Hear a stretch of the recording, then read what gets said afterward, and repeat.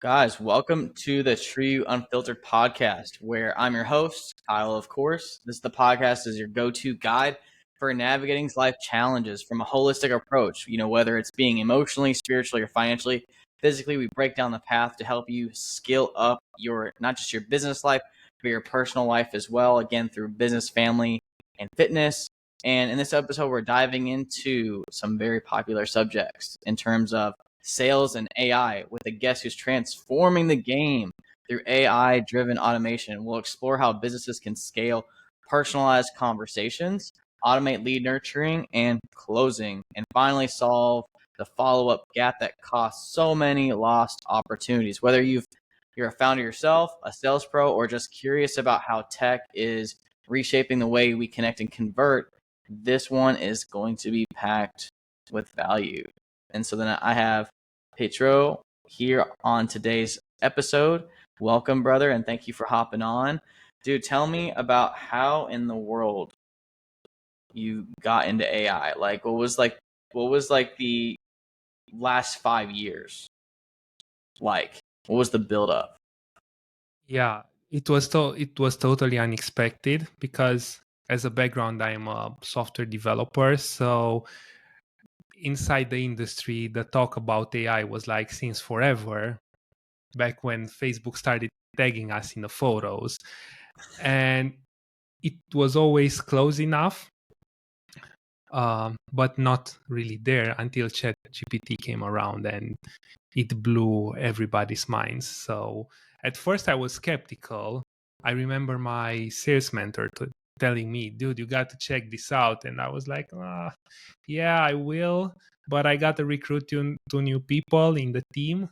So I'm busy. And at some point I actually tried it and I was like mind blown. And I was a bit sorry that I haven't tried it earlier because all the other stuff that were happening in parallel.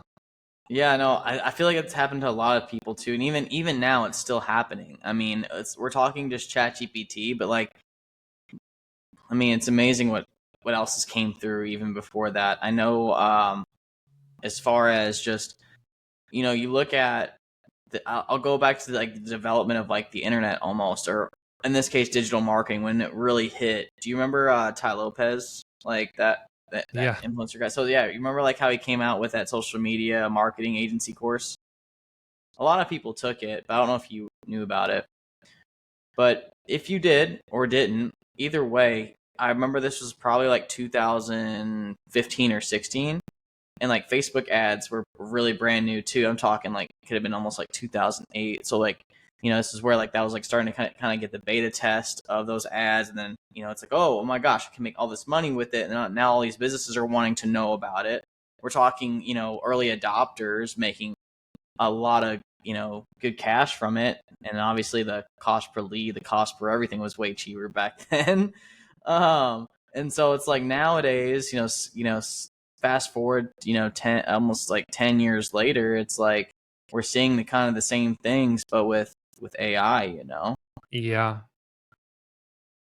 And so what did that look like as far as, you said you were a software engineer? So what was, because it's kind of funny, man. It's you didn't try it sooner. However, being a software engineer, I feel I'm gonna say something a little controversial. I feel like a lot of you guys are very skeptical when new softwares or things like this come out, because I feel like because you guys are so smart, a lot of things that necessarily we didn't.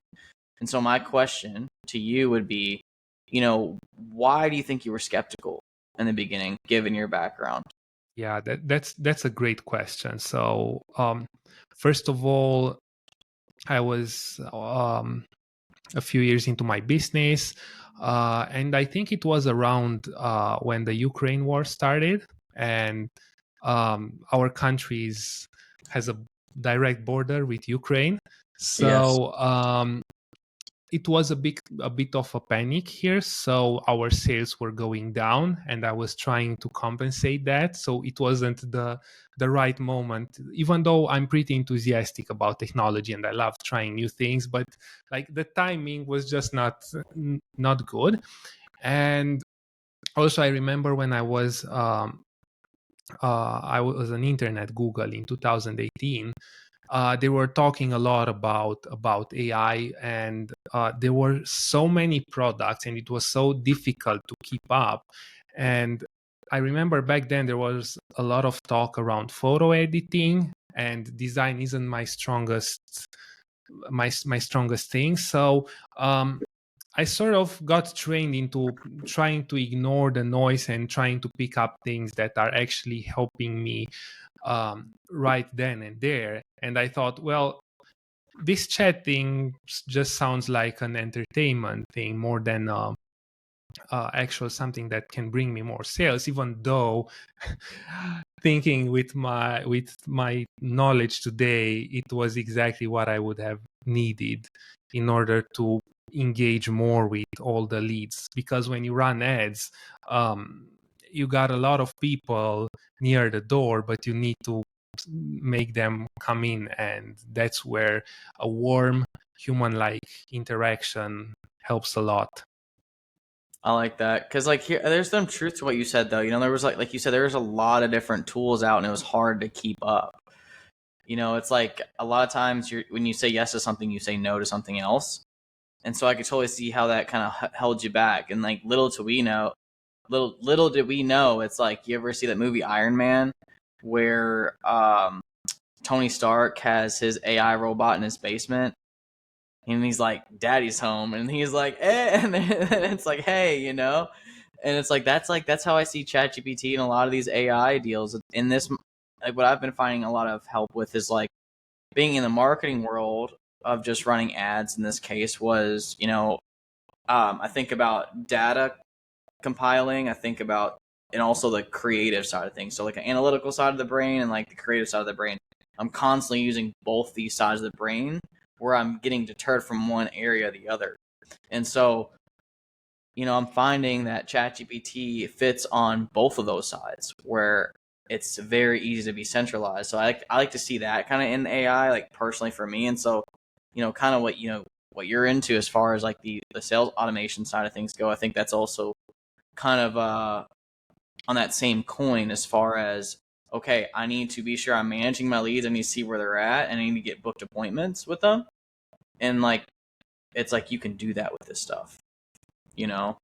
And so, yeah, that's kind of like what I think about it. So I could totally see, your side of being skeptical. I was thinking personally for you, software developer. It's like, well, all these apps are coming out, but which one's real and which one is going to go goodbye, because as far as like a software background goes, I'm hammering this hard, baby, in case you haven't noticed. Like, it's like, yeah, you are working on so many products or projects, and they take so much time. You have to discern like what's going to be the top asset for you and what's going to be in the liability in the end of it. What are your thoughts? Yeah, it was a bit like also the story with the boy that cried wolf. Like, at least in the software world, it was all this talk about AI and machine learning, and it was always promised that this is the year when AI will finally do a breakthrough. And each year passed, and it didn't happen. And at some point, AI was just this buzzword. And even though like, and when it actually happened, I think a lot of us were not paying attention because we already heard the same news over and over and over again. And like you said, it's the same as with Facebook ads. Like I wasn't in the business world when you talked about Tai Lopez, but I was during the pandemic, and the costs per lead were insanely low back then.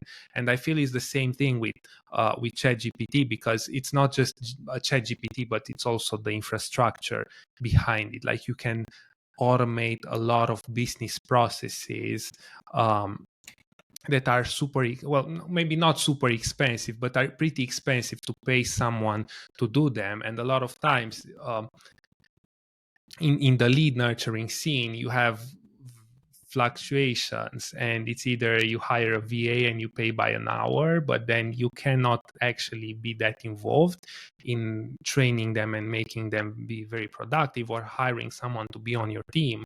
But what happens if your business is low during summer and super big during Christmas? Like, do you have to eat up all those expenses when the lead volume is lower? And with a custom made AI agent, you just pay for what you use. And the interesting part is, it's if set up correctly, it performs at least as good as a mediocre employer, but it's like 10 or 20 times cheaper. And if you really spend time to train it, I think it can perform the same way as a top employee in like 95-99% of the cases. And then you can set up another AI that just tells him, hey, look, you don't know how to handle this situation, let a human intervene. Ah, I love it. So what type of AI employees do you typically use, or which ones are you finding that's like the most helpful in your day to day? So in my day to day, so obviously it's our platform, which is custom made. We use OpenAI's API, but Sure. it's mostly about how you give them prompts. It's not that much about which model you use, because most of them are already performant. And in my day to day, I use a lot of GPT, especially for organizing ideas. I tend to be very creative, to have lots and lots and lots of ideas, but before, it took me a lot of time to organize them. So for example, when writing a Facebook post or preparing for a video, there was all those ideas, but it was difficult to put them in a logical order and not to overwhelm the viewer. Oh But yeah, so kind of tell a story yeah, in this so case. what I find it super good at, and this is also a pitfall in what I'm doing with the agent. So it's super good to dump a lot of information into it and let it sort it and just do pick up the most relevant things and put them in a content form that can be consumed by an audience. However, with agents, this is also a problem, because if you're trying to answer specific questions, it might hallucinate or produce weird answers. So that's where someone who's specialized in prompt engineering comes in and adjust the instructions so that those things don't happen. I like that. I like that in terms of like, because here's the thing, that's just like ads, you're constantly optimizing. And I feel like it's the same thing with this. I always get kind of confused though when I think about an AI employee, because like when I think of an employee, they have a specific job description that they do, and that's like the prompt. However, like you can have like AI employees in terms of what you just said. But then I'm understanding on the other side, you can have, let's say, an AI employee that can focus more so on, let's say, building automations for you. One for sales conversations. I'm liking Zapier's internal like assistant to help you build automations. I'm a high level user myself, but I still have Zapier. I haven't necessarily dove into that just yet. I'm like, hey, I need you to build out this and this and that, you know. And have you looked into it? Like, what are your thoughts on that?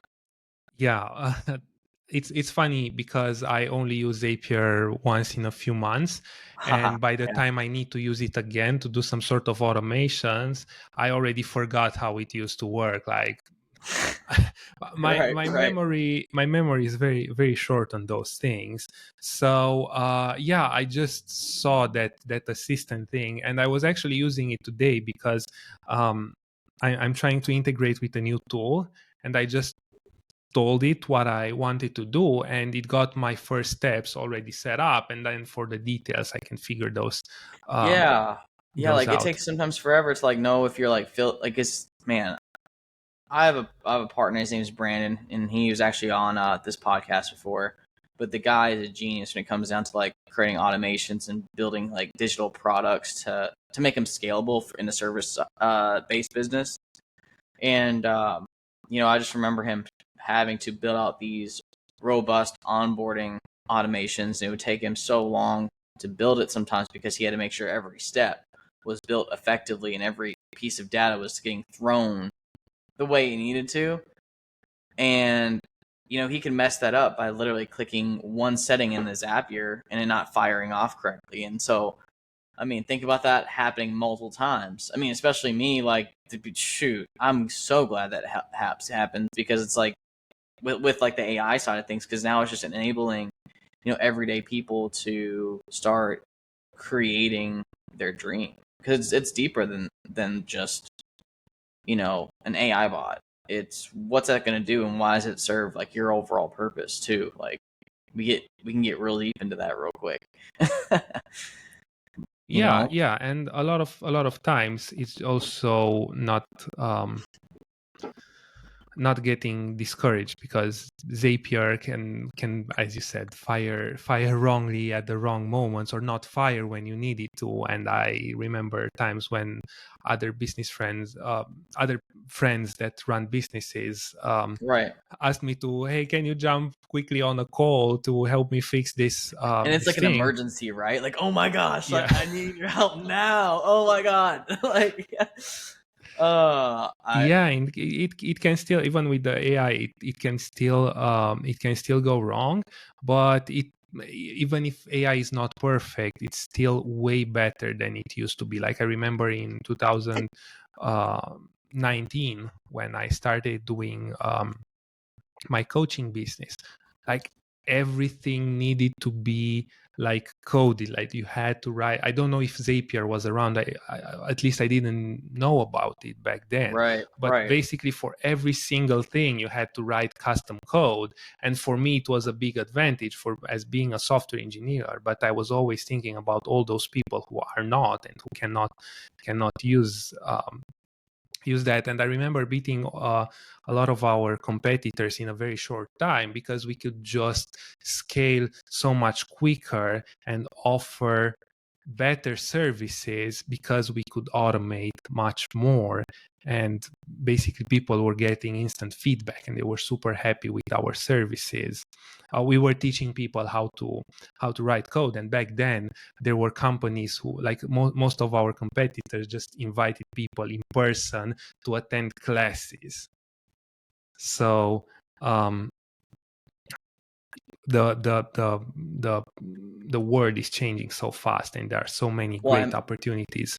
I imagine your coding has, and I don't know if you still focus on it, but if you did, I would imagine it's probably gotten a lot better because you know the language, and then you plug that into ChatGPT, and then you can figure out if there's mistakes. If I were to say, "Hey, create a code for me to develop this and that," I wouldn't know if it was wrong until I tried it. And I know you can like go down deeper than the rabbit hole, right, and just like pick out, this could be wrong or that could be wrong. Yeah, You for know, sure. Like it made um, me like 3 to 4 times faster because it mhm. does all the routine stuff very well. For the complicated stuff, I don't think it will replace programmers in the next few years. Now, The complicated stuff, it messes it up in, like, it looks super close to what the right answer would be, and it can fail in like very very badly, but it's still super good. But I think more people should take advantage of that because I imagine it would be much cheaper to build apps and to build complex stuff. And I think that's where a competitive advantage comes in, because if you're if you're a business and you can build a custom experience, but that's instant and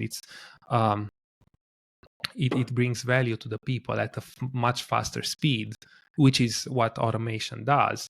I think that's a very big differentiator between other competitors. And so I think about that saying, like, poverty likes procrastination, but money likes speed, And so, like, talk to me about Well Code. Was that your previous business? Yeah. Talk to me about that. What did you all end up doing over there? So And are you still involved with that company or no? yeah, I took a 6 month break when I saw like the AI happening and seeing how capable it is, and I found it sales well. But yeah, I'm still involved. I got back now that Saleswell is set up, and yeah, we taught people, and we are teaching people how to code and how to become software developers. Okay, Like, so that's your coaching yeah, company. Got it. And what were the key points to help you scale up that company? um, well, it was just automating the coaching process. Like we were very lucky in this space, because you can write code to verify code, to check if it runs correctly. So that means that you can give a lot of homework to the students, and you can have a program that checks it, and you don't have to spend a minute, and they get instant results, like this is correct, or this is not, or this is wrong. And that's very helpful, because it's like when you learn how to drive a car, you have your instructor with you, and it gives you feedback in real time. And that's why you can learn so in a very short amount of time how to drive a car. And that's the same with software. If you have instant feedback, you can learn very quickly. So that's what enabled us to scale really fast. Like, we have right now 200,000 users in our free course, and Wow. Okay. uh, we helped 150 people become software developers, and this is only for Romania. It's just in we tried making it international, but I'm not the strongest person marketing, so we failed with that, and we decided to just stay in Romania. Romania. Well, I mean, here's the thing too. I mean, you are there, and it's like that. That's okay because I feel like, man, us Americans were very aggressive when it comes to our marketing. I know it's different. I've never ran ads the closest I've ever ran ads to internationally, like myself, was it was a uh, martial arts boot camp, and it was like in Curacao, Mm-hmm. and like the Bermuda Triangle, like Barbados, and like all that. And so I'm not even in Europe yet. Like, I'm still on the same side of the world. So, um, if you don't mind me asking, just a quick off the cuff question, like how does marketing compare in Romania and Europe versus like America? I've always been focusing I've always marketed in America. Like, we're very aggressive, pretty direct. Is it more of, am I selling more of an experience in Europe rather than, hey, we have this awesome deal going on? Or what are you seeing? Uh, well, first of all, I'm at the beginning with sales. Well, like, we have a great product, but our Mm-hmm. marketing, we're still learning. So Got it. I cannot tell the difference, because I haven't done it successfully in the US yet. But from what we saw is just, we seem to be I cannot talk about Western Europe. Like, Sure. um, we were in communism until 1989. So that means, like, we don't learn about entrepreneurship in school. We don't have lemonade stands, and the because of that, marketing is a bit different. It's more of Oh, okay. Okay. I'm it's catching on. a lot of times about ads that the business owners think it will make them look cool. And if you try the direct response strategies, or the copywriting in the style of breakthrough advertising and the other classics, it's if you do it and adapt it the right way, it just, like, much better, and you get much better feedback um, from your audience, because you talk directly to them. It's not just an ad. Hey, I'm Peter, I'm cool, I'm a software developer. It's also, hey, this is how I can help you, and then people resonate more with that. So I feel it's less competitive. Like in a day of brainstorming, you can come up with pretty good ideas. Yeah, I think that's it's less competitive. Yeah, because like when I'm like creating ads myself, even it's like I'm looking at the customer profile, and it just depends on what they want. I take an overall data driven approach when it comes to stuff like that. So once we get the people in there, this is where your stuff would come in, is what I imagine. So over at Wellcode, you've been able to help people become software engineers, and now you're at Saleswell. Talk to me about bridging that gap a little bit. So you're helping people start careers. Now, is Saleswell kind of like a byproduct of that, where now you have someone who has a career and maybe they need clients, and you wanted to create something like this to help them get customers, or what's that look like? Yeah, it's a completely different business. Okay. So we built this free course, which is a lead magnet. But because of our infrastructure, we can actually provide a lot of value. So we got, and we are still getting, tens of people every day. Or when we used to run ads for uh, $20,000 to $30,000 a month, we were getting more than 100 new leads every day. We started the free course, but the conversion rate was still low, because this is like going to the gym. Like, everybody wants to be a software developer, work remotely, and make a lot of money, but not many people follow through with the process. So we needed a mechanism to engage those people, but also we got a lot of questions in the Facebook DMs. Like People were what? seeing our. Sorry, go ahead. I was just wondering, like, what type of questions were you guys getting? Yeah, like, do I need to know math? What are my chances if I'm already 40? Like, people that want to change careers, they don't have a very much confidence in themselves, and because of that they end up asking questions, and they need some sort of reassurance.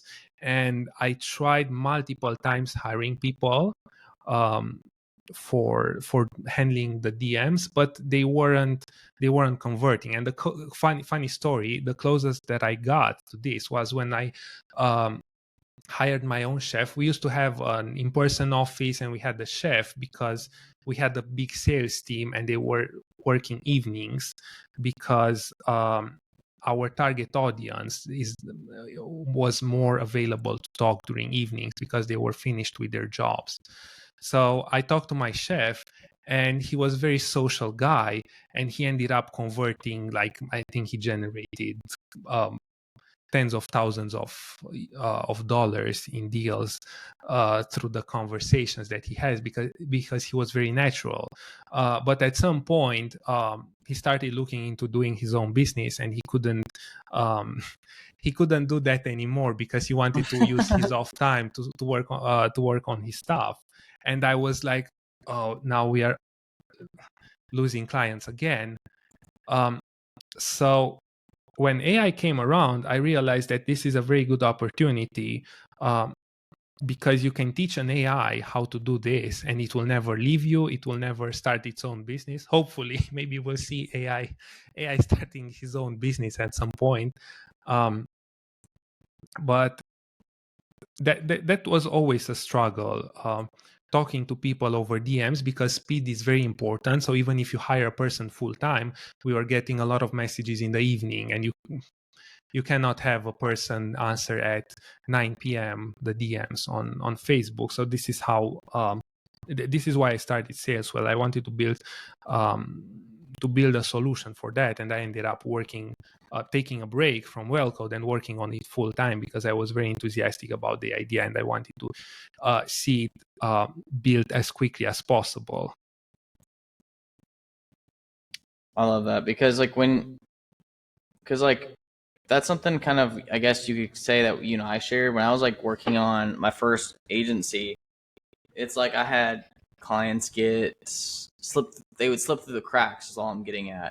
And so it's not like you meant to like keep them in the dark or anything like that. It's just like life happens, and you're going from one customer to the other while trying to market your business, get more people, keep it alive, and do all the things in business you have to do in the very beginning. And so we end up having to refund like 5 figures in money within like a couple of weeks. It was crazy. Yeah, it was something very very interesting. It happened like 3 years ago, but from that point on, I was like, how in the world can I help automate support on one side, but also help automate sales? And like, what was the difference between making it, too automated versus, still personal? And so I'd have to like kind of, ask you some of these questions while we're here. As far as like businesses wasting time on, some of these manual processes, what's a healthy balance, when using sales automation? And then Well, how do you personalize it at scale? I think like those are two questions I'm thinking about. I don't believe in too much automation. Well, there are areas where we don't have capable enough systems yet, but the way I'm seeing this is, where is the biggest ROI? And here every business is different. Like if you're charging, I don't, tens of thousands of dollars for your services, you obviously want to speak with every person personally, like you as the CEO probably, and your focus probably is more around getting the right leads in the door. But if you're running, for example, a plumbing business, and you're well known, a lot of people will try to reach out to fix their problem, and you cannot. And I don't think people expect you to, like you, the CEO, to answer personally to every inquiry, and I don't think they expect even the appointment to be made by a human. So it's thinking, where is the highest ROI? Like if I can automate the process of scheduling the first meeting, and maybe even having the first meeting, if will that bring me more clients because I can answer faster, and by how much, then that's where it needs to happen. And a lot of times it's also about testing. Like we tried selling a product directly through text messages, a $500 product, and we realized, well, people are not buying because they like to hear a human voice, and they want to be assured that before starting to learn how to code, that they will actually be able to do it. And we roll that back, and now we are just trying to book them on a call with an agent, or like with a real human. Yeah, no, that's so hilarious. Like even I've done this as well when I'm finding success in so far. I think I shared it with you actually off camera before. I had a company that just got acquired, and what we did to promote this, one of our offers was on the cold traffic side, a low ticketed offer where it was like $1 or $7. And then through this process, it went from $1 to $7 to $27, then to a monthly reoccurring. It was $47 per month. They had like a trial behind it, and then there was a sales call after that to sell our higher ticketed program. As far if it was like above $1,000, we'd have a call. But what we found, and maybe you find this insightful a little bit too, is just we did a webinar, and it's a software product though, and it was $497 a month. And we would do a 7-day trial, and we would sell that, and we would typically get a 30% show rate to the webinar, or a 40% show rate to the webinar, higher than usual. 30 is pretty standard. And we would get 30% of those people to sign up, if not really close to it, like an 8 or 10% of the trial, and then half of those people would stay. That's like the latest and greatest on that end. But however, you're still right though. This is where you're still using a lot of automation in the back end to get people there, and for them to talk to you, it's like you're talking to many people anyway, which kind of is a form of automation. I guess you're still having to get that personal element though. So it seems like that's kind of like the healthy balance, maybe. Yeah, and AI systems and models tend to become more emotionally intelligent and be more personal. Like a lot of times, the messages created by AI tend to be warmer than those created by a human who's already tired after a few hours of work. So I'm all about testing. Like some things you will try, they will fail. Systems are not there yet, are not The name capable of the enough. game. Sorry? So it seems like that's the name of the game. Yeah, yeah, and you might test a new campaign, and that campaign just Flops right on its own, baby. All right, yeah, yeah. yeah. So like, why do you think businesses overall like can like struggle with not just like the lead follow up, but because like again, like you have sales teams, and it's like you can have an appointment setter or a closer, and even they struggle with follow up. It's like they have to be on the calendar. You know, there's some personal development side of things on there, but how is AI typically bridging that gap for you guys? Yeah, so that's that's a great question. So I think AI, the best way to use it is to get people, but at least for businesses that do sales calls, is to get people in the door and increase show rates. Because what we saw working with a fitness coach is that if you talk to people between their booking and the sales call, you can double the show up ratio. So actually not double. We went from 40% to 60% show up ratio for the call, because people felt more connected and they were more motivated. So I think that's a great place to start. Then also with follow-ups, I remember back in the day, for every person that did not move forward from the appointment setting call to the final sales call, we used to have this email follow-up sequence where we were just having those standard emails. Hey, here's a video with whatever person that managed to become a programmer. Don't forget our free course. And they were like very scripted and very standard. Like the only customizable thing was the first name of the prospect, and that was it. And now you Yeah. can deploy, and that's our next goal at Saleswell, to build email campaigns that are personalized. So you can feed some information about what happened during the call, and then to deploy this email campaign that's very personalized and based Oh, on like the takes all the notes. You take all the notes from like the meeting from, let's say, like an Otter AI, and then like the notes you, like you said, from the meeting, and plug it into the system. Then it'll automatically send a personalized email follow up sequence. yeah. And I think Oh, I like that, dude. I like that. That's fantastic.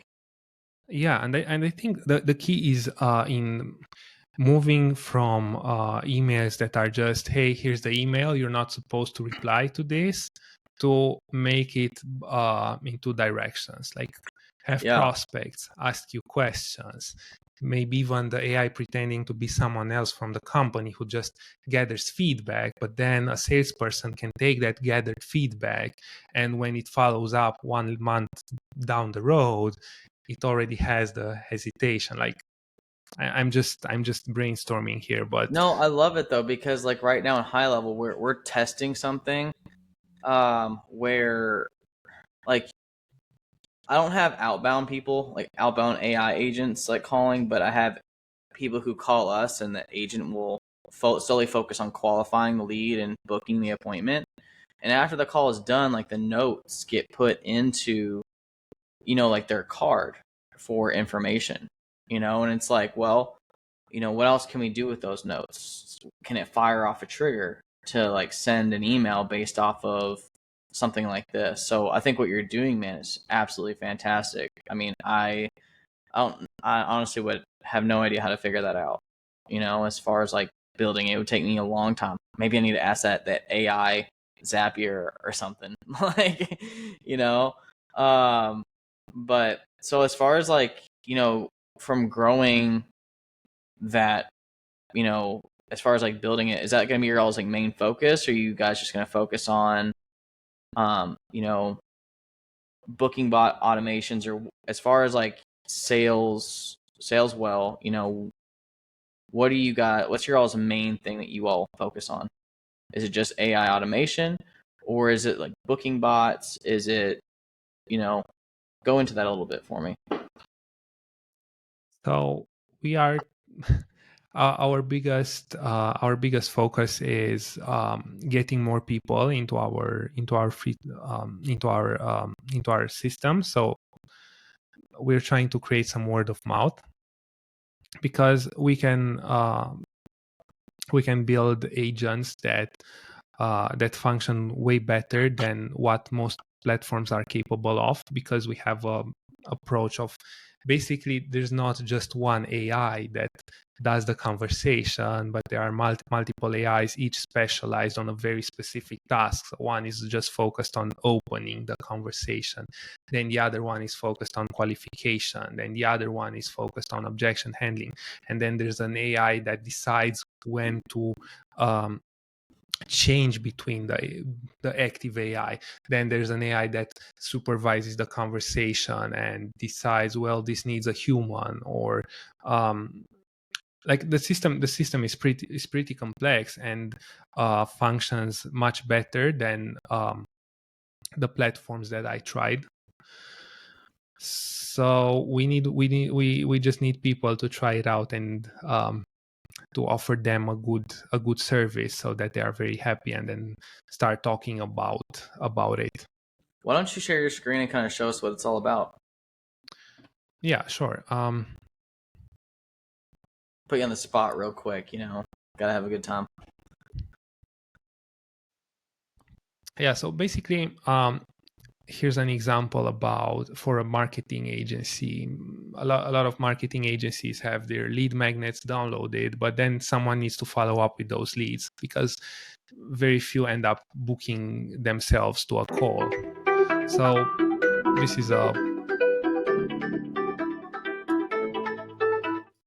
this is a screen recording of how an AI agent tries to get a person on a call from text messages, and it tries to do that in a warm way. Okay, I like that. That was a quick response too. Yeah, basically, for the sake of the demo, the responses are instant, but we can make them delayed if that's something the customer wants. Do you feel like that's either a limiting belief, as far as I need to make it more human like, as far as how long you want it to respond, or do you feel like that's just a better conversion? I think that varies, and it needs to be tested, because every niche is different. Like if your something in your home is broken, you want instant replies. You don't care it's an AI or not. You want that that person, or you wanna have a person at your house to fix your problem. But if it's other industry, for example, for us at coaching, you want to make sure that you're actually talking to somebody who understands you, and who's warm and empathetic. Okay. Fair, yeah. Like going back to the same thing. It needs to be tested, baby. I love it. Yeah. I love it. And so I feel like that's what I'm constantly saying with the ads too, and it's just good to see like how that translates. So, as far as sales well, and you said you have a free community, Yeah. or like So a free course, something like that. Do you want to show us like where people could find that? so basically, for the listeners of the podcast, to whom I want to thank, because they listened up to this point, I created a special offer, in which they get a 30 days free trial, and I'm gonna personally build their first AI agent.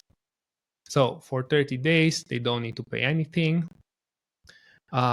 Once they sign up for the trial, we have an onboarding call. I talk to them. There's no AI, I promise. It would be myself on the call. I'm gonna understand their goals, their business process, and then I'm gonna build a AI agent, and then we're gonna have a second call in which we'll test together the agent to make sure it's exactly working on their specific process. And then we deploy the agent and see the results. Oh, I love it. Dude, guys, 30 days trial. It's fantastic. We'll be sure to put that link somewhere in the description of this podcast as well. Whether it's in the YouTube description or it's going to be in a caption on a social media post, we'll be able to definitely put that link in there for you guys to take advantage of this offer. This is fantastic because, I mean, just to speak from my own experience, guys, like I have probably fired over 15 to 30 sales professionals. And as far as specifically people who book appointments, uh, and this thing changed the game. It helps you kind of bridge the gap, especially if you're just getting started too, where, let's say you need to be sure you have appointments set on your calendar and you don't have time to call them all. Like this guy right here can literally help you automate the follow-up and get them set on your calendar and even qualified, right? Like from what we saw in those messages, it looked like they were asking some pretty in-depth questions. Yeah, it varies. It varies a lot on the business scenario. So as long as it's over text, Facebook, Instagram, soon email, we can do it. We can do it. Heck yeah. So where can they find you on social media anywhere as well? Like, is there a page you want to just show the audience real quick before we go ahead and end it up? Sure. So our page is Sales Well.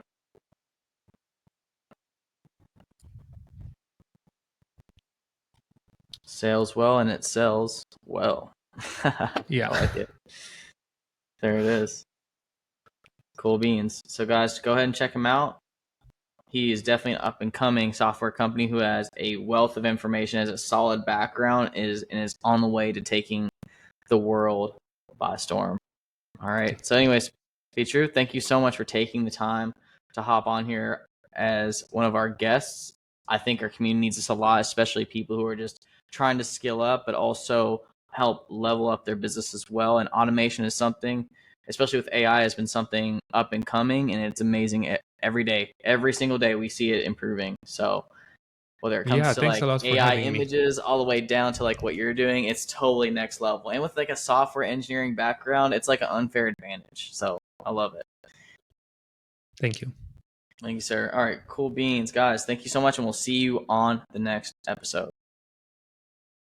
So let's go. Just 1 second.